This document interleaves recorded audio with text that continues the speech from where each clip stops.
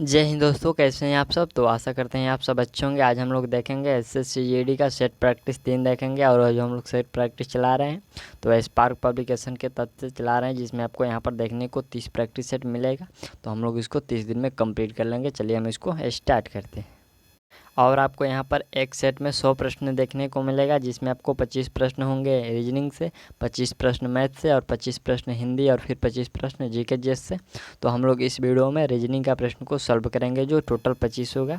और जो आपका जीके और हिंदी का प्रश्न है तो उसके लिए अलग वीडियो आपको प्रोवाइड कर दिया गया है, क्योंकि हम लोग सभी क्वेश्चन एक वीडियो में देखेंगे तो वीडियो लंबा हो जाएगा। तो इसलिए हम लोग छोटा छोटा वीडियो में देखेंगे। अलग आपका रीजनिंग का होगा और जो मैथ और यहाँ पर जो आपका रीजनिंग जीके और हिंदी का होगा तो उसके लिए अलग वीडियो आएगा। ठीक, तो चलिए हम इसको स्टार्ट करते हैं। यहाँ पर जो देखिए आपका पहला प्रश्न है, वह कह रहा है कि उस सही विकल्प का चयन करें जो रिक्त स्थान की पूर्ति करते हुए श्रृंखला को पूरा करता है। यहाँ पर देखिए जो आपका कोडिंग डिकोडिंग से प्रश्न दिया गया है। और यहाँ पर देखिए YEB, फिर XFD और फिर यहाँ पर WGF। तो यहाँ पर ये जो आपका अगला में व्हाट में आपका कौन सा आएगा, तो एक क्रम के अनुसार यह जो है आपका बढ़ रहा है। जैसे कि देखिए आप लोग थोड़ा सा ध्यान दीजिएगा। तो Y से यहाँ पर हम जब आएंगे तो एक माइनस हो रहा है। फिर यहाँ पर X से जब हम लोग W जाएंगे तो यहाँ पर भी एक माइनस हो रहा है। तो हम लोग ये अगले में भी एक माइनस कर देंगे तो यहाँ पर क्या हो जाएगा, भी हो जाएगा। फिर यहाँ पर देखिए एक बढ़ रहा है, ई से EF, इसके बाद G, तो अगली बार हम लोग का H होगा, यानी कि इस तरफ जो है एक बढ़ रहा है। फिर हम लोग जब B से हम शुरू करेंगे तो यहाँ पर 2 बढ़ रहा है, B से D 4 और फिर D से F 6। तो यहाँ पर हम लोग फिर 2 बढ़ाएंगे तो 6 से 8, तो यहाँ पर H हो जाएगा। तो आपका राइट आंसर D हो जाएगा। ठीक, चलिए अगला जो पॉइंट यहाँ पर हम लोग का दूसरे नंबर है कि यदि पैंट को 51 के रूप में कुटबद्ध किया गया जाता है तो यहाँ पर डॉग्स के लिए कुट होगा। तो देखिए यहाँ पर आपको कुछ नहीं करना है। यहाँ पर आपका जो राइट आंसर होगा वो कौन सा हो जाएगा, वह राइट आंसर आपका 45 होगा। कैसे, तो यहाँ पर देखिए ये जो पेंट लिखा गया है ये सभी अक्षरों को जोड़ दिया गया है। जैसे कि P 16, फिर एक हो गया 17, फिर यहाँ पर जो आपका N होता है वो 14 पर होता है। तो इसके लिए आपका 16 और यहाँ 17 और 14 कितना हो गया, 17 और 14 यहाँ पर जो हो जाएगा आपका 27। यहाँ पर कितना हो जाएगा, 31 हो जाएगा।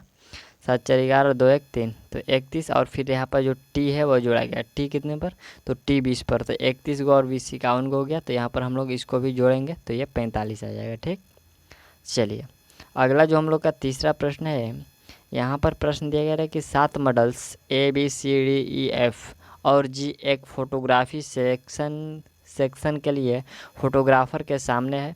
D G के बिल्कुल दाईं ओर है और दाईं ओर खड़ा है। B जो है D और F के बीच में खड़ा है। A C के बिल्कुल दाएं खड़ा है और E जो है G और A के बीच में खड़ा है। तो सबसे बीच में से यहाँ पर पूछा जा रहा है कि सबसे बीच में कौन सा खड़ा है। तो देखिए यहाँ पर जो आपका ग्राफ बनेगा वह ग्राफ कुछ इस प्रकार होगा। यह हम लोग का जो लाइन हो गया जो फोटो वाला, और यहाँ पर हम लोग 7, यहाँ पर 7 को खड़ा करेंगे तो यहाँ पर 2 3 4 5 6 और यहाँ पर एक 7 हो जाएगा। तो इस प्रकार जो हम लोग खड़ा करेंगे ये जो फोटो को, तो यहाँ पर देखिए यहाँ पर जो बच्चे हैं 7 मॉडल्स खड़ा हुए हैं। तो पहला जो होगा यहाँ पर सबसे पहले यहाँ पर जो होगा D हो जाएगा। ठीक, यहाँ पर D, इसके बाद यहाँ पर B और फिर जो होगा आपका F हो जाएगा। और फिर यहाँ पर जो होगा कितना 3 2 6 एक साथ है ना, यहाँ पर E हो जाएगा, फिर A हो जाएगा और उसके बाद आपका जो होगा E के बाद C हो जाएगा। ठीक, ये सभी 3 2 6 हुआ ना एक साथ। यहाँ पर और भी एक है, यहाँ पर A हो जाएगा। ठीक है, यहाँ पर D हो जाएगा और यहाँ पर देखिए थोड़ा सा मिस्टेक हो गया था। यहाँ पर जो होगा आपका G होगा, बीच में G होगा और यहाँ पर जो आपका E या फिर A या फिर C होगा। तो सबसे बीच में आपका G हो जाएगा। यदि आपको यहाँ पर समझ में नहीं आ रहा है तो टेलीग्राम पर आप लोग मैसेज करिएगा, तो इसके लिए आपको अलग से एक चार्ट बनाकर दे दिया जाएगा। ठीक, चलिए अगला प्रश्न देखिए। यहाँ पर जो राइट आंसर आपका हो जाएगा वह G हो जाएगा। G सबसे बीच में खड़ा है।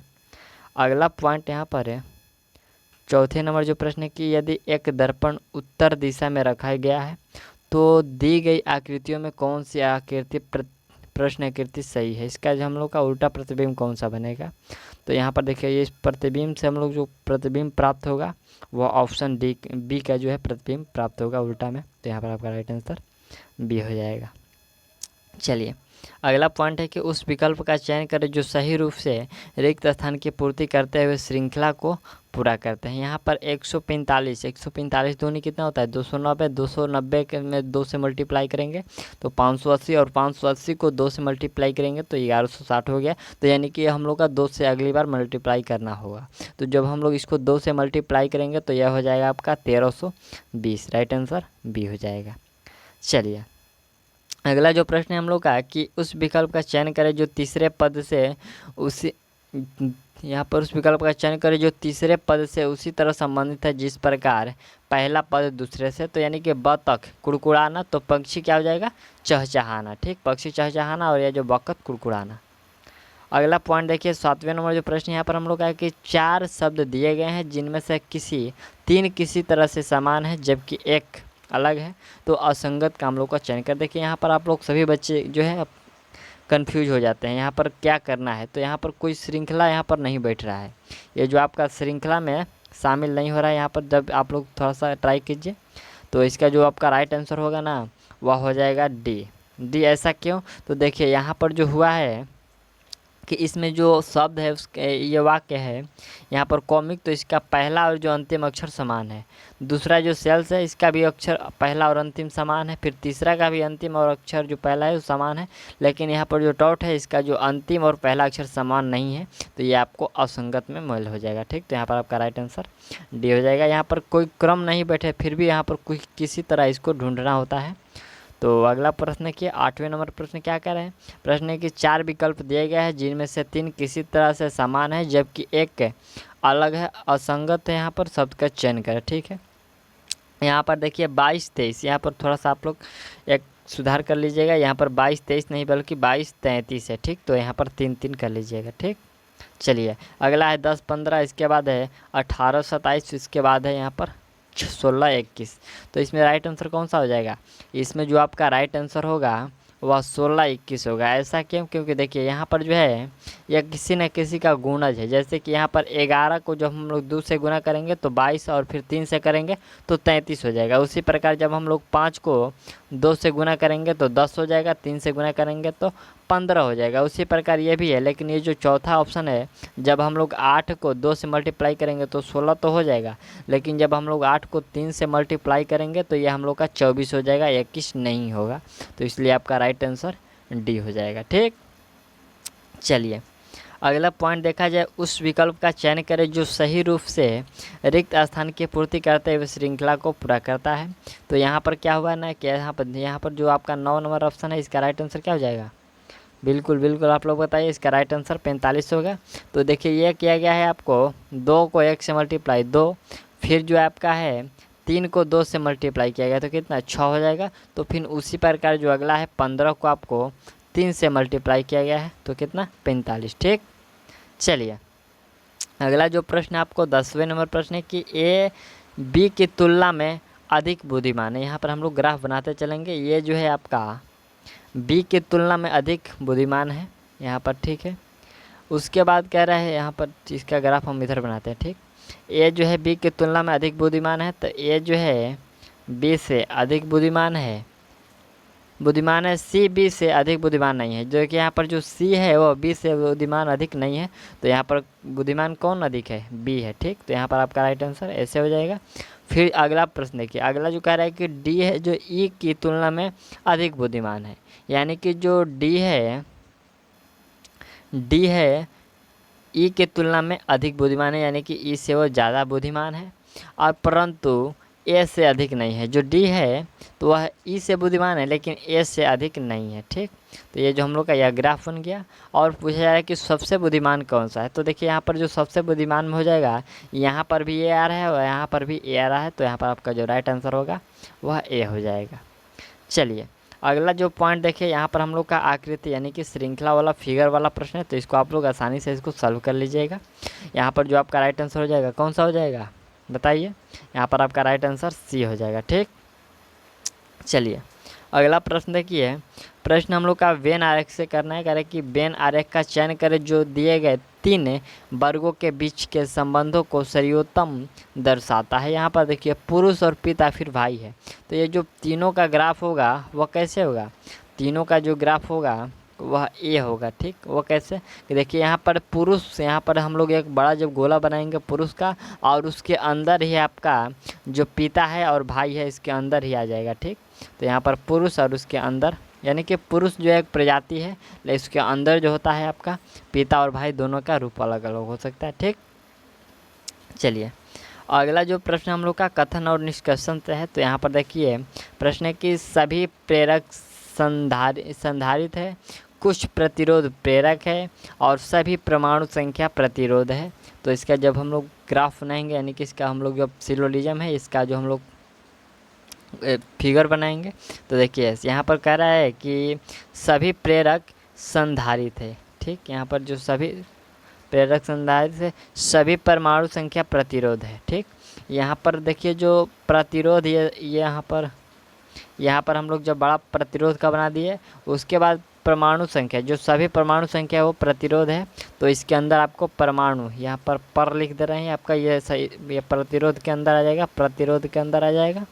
और फिर कह रहा है कि कुछ प्रतिरोध है, यहाँ पर पहला में कह रहा है कि सभी प्रेरक है, सभी जो प्रेरक है वो संधारित है, और फिर कह रहा है कि कुछ प्रतिरोध है जो प्रेरक है, तो फिर यहाँ पर हम लोग कुछ यहाँ पर संधारित कर लेते हैं, और फिर हम लोग यहाँ पर इसी में कुछ जो प्रेरक है वो प्रेरक है, कुछ संधारित जो है प्रेरक भी है, तो यहाँ पर आपका जो है संधारित का हो जाएगा संधारित, और फिर यहाँ पर प्रेरक हो जाएगा। ठीक, तो यहाँ पर ये जो आपका ग्राफ हो जाएगा, और यहाँ पर फिर प्रश्न जो पूछा जा रहा है कि यहाँ पर निष्कर्ष में कि सभी परमाणु संख्या संधारित है, कुछ परमाणु संख्या संधारित है, या फिर कुछ संधारित प्रतिरोध है, फिर सभी प्रतिरोध संधारित है। तो इसमें आपका राइट आंसर कौन सा हो जाएगा, इसमें जो हो जाएगा कौन सा, कुछ संधारित प्रतिरोध है, यहाँ पर कुछ संधारित जो है प्रतिरोध है, इसमें आपका राइट आंसर सी हो जाएगा, यानी कि केवल आपका जो अनुसरण है वो डी कर रहा है। ठीक, यहाँ पर केवल सी जो है अनुसरण कर रहा है, यहाँ पर सी अनुसरण कर रहा है, राइट आंसर डी हो जाएगा। चलिए अगला जो हम लोग का प्रश्न है 14 नंबर देखते हैं।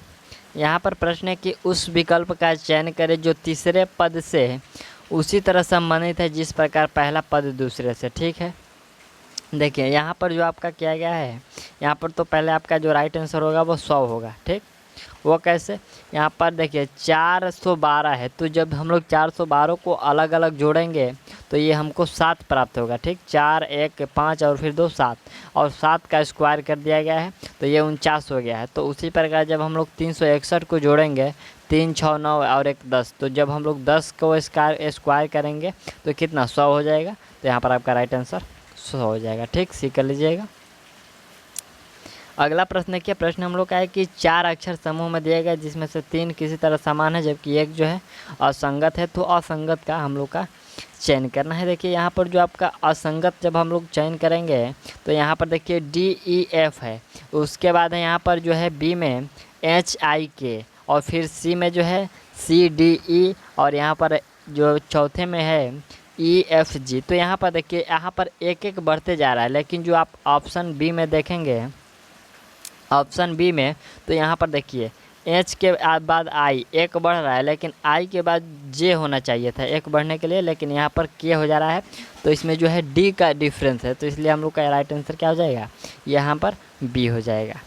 ठीक, चलिए अगला जो पॉइंट यहाँ पर हम लोग का है 16वें नंबर प्रश्न कह रहा है, प्रश्न है कि यदि किसी निश्चित कोड भाषा में कैज को BDGF, यहाँ पर कुछ शब्द नहीं बन रहा है, लिखा जा रहा है, और नॉर्मल को मैक्सट्यूड लिखा जाए, तो इसी प्रकार यहाँ पर जनरल को कैसे लिखा है। देखिए यहाँ पर जो आपका किया गया है ना, यहाँ पर C के स्थान पर B लिखा गया। ठीक, और फिर जो आपका A है उसके स्थान पर D लिखा गया है, फिर यहाँ पर जो G है उसके स्थान पर आपको F लिखा गया है, फिर उसी प्रकार E है उसके स्थान पर आपको G लिखा गया है, यानी कि यहाँ पर जो है इसका बदले में ये लिखा जा रहा है, यहाँ पर बदले में लिखा जा रहा है, यहाँ पर देखिए आपका जो बदले में लिखा जा रहा है। उसी प्रकार यहाँ पर जब हम लोग नॉर्मल को भी ऐसे लिखेंगे, लेकिन फिर यहाँ पर जब हम लोग जनरल जब लिखेंगे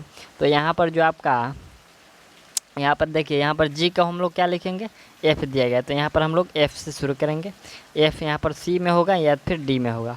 फिर जब हम लोग यहाँ पर देखिए एच को क्या लिखा जा रहा है, ठीक, यहाँ पर जी को भी एच लिखा जा रहा है, और लास्ट में यहाँ पर जो हम लोग का एल है, तो एल का इसमें क्या लिखा जा रहा है, इसमें एल को एच लिखा जा रहा है, तो यहाँ पर जो आपका राइट आंसर होगा वह डी हो जाएगा, ठीक, यानी कि उसके बदले में वो लिखा जा रहा है, ठीक। तो आप लोग इसको डी कर लीजिएगा, और यदि आपको ज़्यादा परेशानी हो रही है तो आप लोग कमेंट करिएगा, हम लोग इसका जो आपका कॉपी यानी ग्राफ बनाकर आपको दे दिया जाएगा टेलीग्राम पर, जो भी प्रश्न फंसेगा, ठीक। चलिए यहाँ पर देखिए, यहाँ पर भी आपका जो है सिलोलिज्म यानी कि कथन और निष्कर्षण का प्रश्न है। कुछ कलमें पुस्तकें हैं, सभी पुस्तकें मंदिर हैं, तो इसमें आपका राइट आंसर कौन सा हो जाएगा। इसमें जो आपका पुस्तक यहाँ अनुसरण कर रहा है सही है, और यहाँ पर सभी कलमें सभी मंदिरें कलमें हैं, यहाँ पर सभी मंदिरें हैं और यहाँ पर कलम है हो जाएगा, नहीं होगा, ठीक। दूसरा है कि कुछ कलमें मंदिर है, कुछ कलमें, जहाँ पर कुछ जो कलमें है वो मंदिर है, ये भी नहीं होगा, तो इसमें आपका राइट आंसर कौन सा हो जाएगा। इसमें जो आपका राइट आंसर होगा, यहाँ पर आपका जो होगा केवल डी, यहाँ पर कुछ कलमें मंदिर है, कुछ कलमें मंदिर है, ये आपका जो अनुसरण जो है आपका बी कर रहा है, ठीक। यहाँ पर जो अनुसरण है आपका बी कर रहा है, यहाँ पर कुछ जो कलमें है वो मंदिर है, सही है, तो यहाँ पर आपका राइट आंसर डी कर लीजिएगा। चलिए अगला जो प्रश्न यहाँ पर फिगर का है, तो यहाँ पर देखिए, यहाँ पर जो प्रश्न है कि ये वाला फिगर आप इस चारों में से कहीं पर ढूंढिए, आप लोग कहाँ पर हो जाएगा। तो देखिए ये वाला जो फिगर है आपको ऑप्शन बी में बन रहा है, और कहाँ पर, तो इसको हम लोग जूम करते हैं। देखिए ये वही जो फिगर है, यहाँ पर जब हम लोग ऐसे इतने दूर में देखेंगे तो वही फिगर बन रहा है, तो राइट आंसर आपका बी हो जाएगा, ठीक। चलिए 19 नंबर जो हम लोग का प्रश्न कह रहा है कि 5 किताबें ABCDE, किताब ई ऊपर है डी के, ठीक। यहाँ पर देखिए किताब जो ई है वह डी के ऊपर है, यानी कि डी नीचे है, ठीक। इस प्रकार हम लोग ऊंचाई से किए हैं, तो ये जो ऊपर है, और फिर कह रहा है कि किताब डी ऊपर है, और फिर ई किताब ई नीचे है ए के, यानी कि ए के नीचे कौन सा किताब है, ई है, ठीक। हम लोग यहाँ पर ई नीचे कर लिए, और उसके बाद है ई के नीचे ए है, और डी के ऊपर ए है, ठीक। डी के ऊपर कौन सा है, डी के ऊपर, डी के किताब डी के ऊपर कौन सा है, ए है, डी के ऊपर कौन सा यहाँ पर हम लोग का है, तो किताब डी के ऊपर, किताब डी ऊपर है, नहीं यहाँ पर देखिए थोड़ा सा ध्यान दीजिएगा, किताब डी ऊपर है ए के, किताब जो डी है वह ए के ऊपर है, तो यहाँ पर कौन सा हो जाएगा, ये तो सही है, किताब डी जो है ए के ऊपर है, यहाँ पर सही है ना। ए के ऊपर कौन सा है, किताब डी है यहाँ पर, और फिर कह रहा है किताब बी है नीचे जो ए के, किताब बी जो है ई के नीचे है, तो यहाँ पर ई के नीचे जब हम लोग करेंगे ऐसे, यहाँ पर सी हो जाएगा, इसके बाद डी, और फिर ए हो जाएगा, और फिर ई हो जाएगा, और फिर यहाँ पर किताब जो बी है वो ई के नीचे है, तो यहाँ पर हम सबसे नीचे बी को रखेंगे।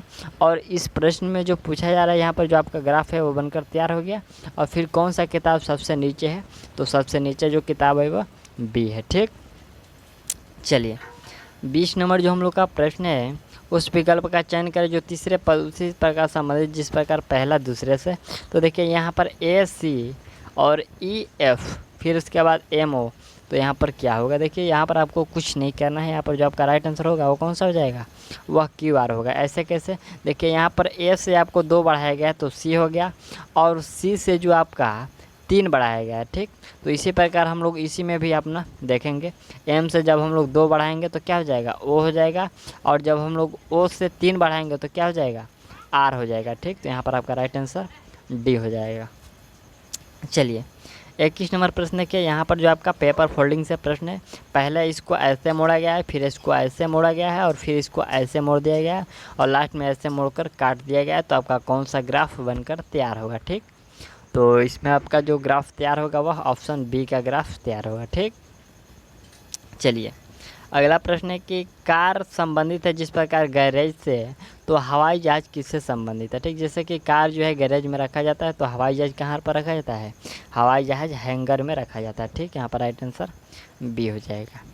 चलिए अगला जो प्रश्न यहाँ पर हम लोग का साइन चेंज करना है, यदि प्लस का अर्थ भाग है, भाग का अर्थ जोड़ है, और गुना का अर्थ घटाव है, और घटाव का जो अर्थ है वह गुना है। तो यहाँ पर कौन सा होगा? ठीक, तो आप यहाँ पर आप लोग साइन बदल कर सॉल्व कीजिएगा, और यहाँ पर जो आपका राइट आंसर होगा कौन सा हो जाएगा? यहाँ पर जो आपका राइट आंसर होगा वह 49 होगा। ठीक, कौन सा होगा? यहाँ पर राइट आंसर 49 होगा, बी कर लीजिएगा। चलिए अगला जो प्रश्न हम लोग का 24 नंबर प्रश्न है, यहाँ पर आपको थोड़ा सा ध्यान देने योग्य बात है। यहाँ पर देखिए 2, 5, 6 को हम लोग 65 लिख सकते हैं, फिर यहाँ पर 6, 8, 9 को 81 लिखा गया है, 181, और फिर तो 2, 8, 7 को क्या लिख सकते हैं? तो इसको सिंपल सा बात है, आप 117 लिख सकते हैं। ऐसा क्यों? तो देखिए यहाँ पर जब हम लोग 2 का स्क्वायर करेंगे 4 होगा, 5 का स्क्वायर करेंगे 25 होगा, फिर 6 का स्क्वायर करेंगे 36 होगा, और सभी को जोड़ दिया गया है। तो सभी को जब हम लोग जोड़ेंगे तो ये हम लोग का 65 प्राप्त होगा। उसी प्रकार इसको भी किया गया है। ठीक, 181 लाएगा, जैसे कि 6 का स्क्वायर, 8 का स्क्वायर, 9 का, तो हम लोग 181 होगा जब जोड़ेंगे। तो जब हम इसको जोड़ेंगे 2, 8, 7 को, तो इसका भी स्क्वायर यहाँ पर 117 होगा। ठीक, चलिए अगला प्रश्न देखिए, यहाँ पर फिगर वाला प्रश्न है। यहाँ पर आपको इसको सॉल्व करना होगा। निम्नलिखित में से कौन सी आकृति दी गई आकृति को पूरा करेगी? यहाँ पर देखिए जो रिक्त है, और इसमें से कौन सा सही होगा। ठीक, तो यहाँ पर जो आपका राइट आंसर होगा वह कौन सा? वह ऑप्शन ए में हो जाएगा। ठीक, यहाँ पर आपका राइट आंसर ए कर लीजिएगा। तो यहाँ पर जो कि हम लोग यहाँ पर जो 25 प्रश्न है वो सेट 3 का और रीजनिंग का हम लोग कंप्लीट कर लिए, और जो आपका जीके और हिंदी का प्रश्न है उसका जो है प्रोवाइड कर दिया गया है, तो आप लोग उसको भी देख लीजिएगा। तो यहाँ पर आपको टोटल जो है 75 प्रश्न कंप्लीट हो जाएंगे, और जो 25 प्रश्न बचेंगे तो आपको PDF दे दिया जाएगा, और उसको सॉल्व कर लीजिएगा। जो भी प्रश्न फंसेंगे तो मैं आपको क्लियर करा दूँगा। तो मिलते हैं अगले वीडियो में, जो आपका SSC GD का सेट प्रैक्टिस 4 है। तो तब तक के लिए थैंक्स।